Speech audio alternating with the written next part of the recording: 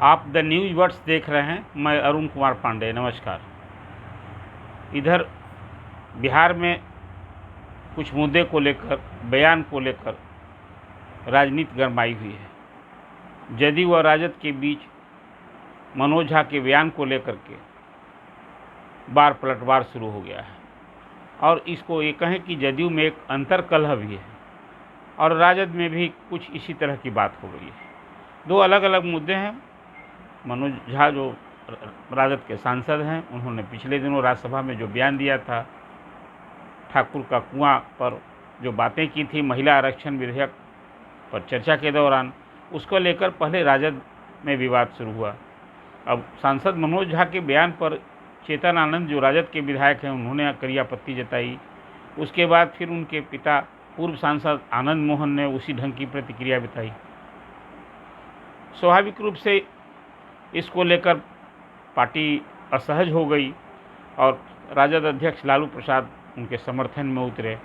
आज तेजस्वी आए हैं दिल्ली से, उन्होंने भी मनोज झा का समर्थन किया है और कहीं न कहीं चेतन आनंद के बयान को लेकर और आनंद मोहन के बयान को लेकर नाराज़गी भी जताई है और कहा कि ये पार्टी फोरम में बात होनी चाहिए थी। अब ये फिर बात कब कहाँ किस दूर तक जाएगी वो तो आगे वाला समय बताएगा, लेकिन राजद में लालू प्रसाद ने इसको संभालने की कोशिश की। वहीं जदयू में ललन सिंह ने मनोज झा के बयान का समर्थन किया, तो दूसरी ओर उसी पार्टी में प्रवक्ता डॉक्टर सुनील सिंह, पार्टी के दूसरे नेता संजय कुमार सिंह उबल पड़े। उन्होंने बहुत तीखी प्रतिक्रिया जताई मनोज झा पर और जहां सांसद के बयान का ललन सिंह ने सपोर्ट किया, वहीं उन्हीं के पार्टी के और बिहार के मंत्री संजय झा ने समर्थन नहीं किया, बल्कि बातें दूसरी की। कहा कि कोई ऐसी बात नहीं करनी चाहिए थी जिससे किसी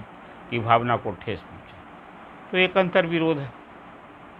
अलग है कि भाजपा को बैठे बैठाए एक मुद्दा मिल गया।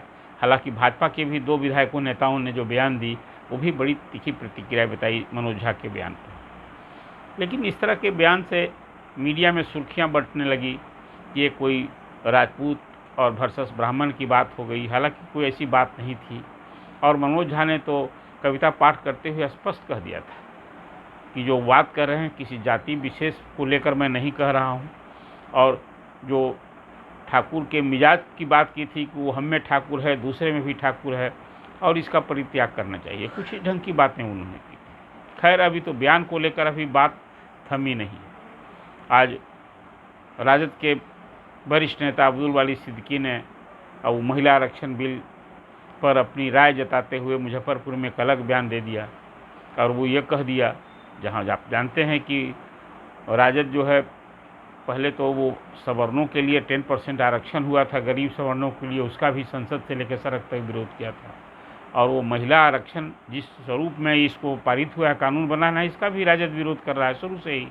आज उन्होंने कह दिया कि जो अभी आरक्षण की व्यवस्था हुई है महिलाओं के लिए, इससे लिपस्टिक लगाने वाली और बॉब हेयर वाली महिलाएं जीत कर जाएंगी। अब इसको लेकर काफ़ी तीखी प्रतिक्रिया देखने को मिल रही है। कई महिला संगठनों ने और विभिन्न दलों की महिला नेताओं ने इस पर काफ़ी तीव्र प्रतिक्रिया जताई है। तो ये बिहार में, इसलिए मैंने कहा कि कई मुद्दों को लेकर जहाँ बिहार में दलों के अंदर अंतर कलह देखा जा रहा है, वहीं एक ऐसे मुद्दे पर राजनीति गर्मा गई है। मुझे लगता है कि चुनाव के पहले अभी इसी तरह से कई मुद्दे उभरते रहेंगे और पार्टियां अंतर कलह से जूझेगी और फिर जब चुनाव नज़दीक आते आते फिर आया राम गया राम का भी सिलसिला शुरू होगा। अभी जदयू के प्रवक्ता रहे रणवीर नंदन ने पार्टी से इस्तीफा किया है, ललन सिंह को निशाने पर लिया है और 11 अक्टूबर को भाजपा में ज्वाइन करने की बात की है। उन्होंने भाजपा के प्रदेश अध्यक्ष सम्राट चौधरी से भेंट की है। तो इस तरह से अभी सिलसिला, मुझे लगता है कि जैसे जैसे चुनाव नज़दीक होगा, अभी कई सांसद और विधायक भी दल छोड़ सकते हैं। आपने देखा कि अभी खास करके अशोक चौधरी और ललन सिंह का विवाद जो शुरू हुआ, तो आज जदयू के विधायक जो सुदर्शन हैं बरबीघा के, वो अशोक चौधरी पर तीखा हमला किया है।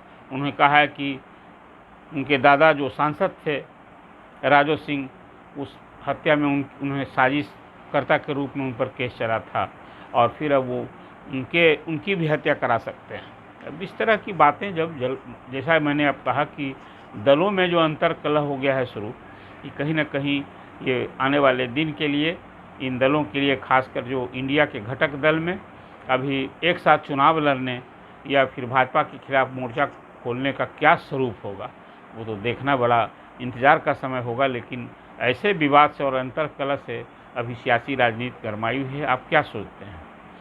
इंडिया के घटक दलों में, राजद के अंदर में जिस तरह की कलह आनंद मोहन और चेतन आनंद को लेकर, बयान को लेकर, और वहीं ललन सिंह के और अशोक चौधरी के बीच विवाद, और फिर सुदर्शन जो विधायक हैं जदयू को, उन पर अशोक चौधरी पर हमला, एक कैसा संकेत है? फिर ये बिहार की राजनीति और इन दलों का भविष्य का क्या होगा?